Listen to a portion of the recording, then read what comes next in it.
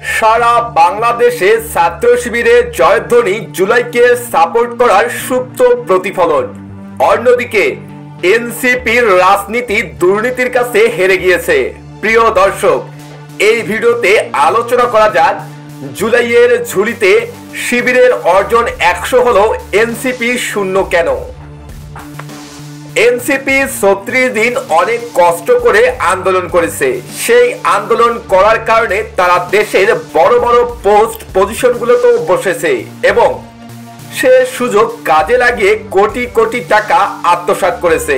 যেমন সার্জিস তার শ্বশুরকে হাইকোর্টের বিচারক বানিয়েছে, হান্নান মাসুদ বন্দরগুলো দেখাশোনা করছে, এদিকে আসিফ তার লাইফস্টাইলে বোঝাচ্ছে সে মিনিমাম 500 কোটি টাকার মালিক।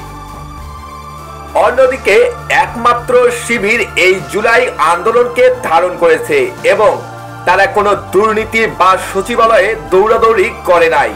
এর জন্যই তারা ডাকসুতে এবং জাকসুতে বিপুলভাবে জয়ী হয়েছে। সাধারণ জনগণ এবং ছাত্ররা বুঝে গেছে এনসিপি এই এক বছরেই যা খেলা দেখাচ্ছে, যদি তারা কোনো এক সময় ক্ষমতায় আসে দেশকে চাঙ্গে তুলে ফেলবে। রাজনৈতিক দুর্বৃত্তায়ন বাদ দিয়ে শিবিরের কাছ থেকে শেখা উচিত কিভাবে সুন্দর রাজনীতি করতে হয়, কিভাবে মানুষের মন জয় করতে হয়।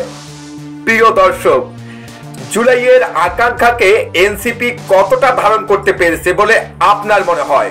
অবশ্যই আপনার মূল্যবান মতামত জানাতে ভুলবেন না এবং এই চ্যানেলে নতুন হয়ে থাকলে চ্যানেলটি সাবস্ক্রাইব করবেন এবং একটি লাইক দিয়ে পাশে থাকার অনুরোধ রইল। ধন্যবাদ।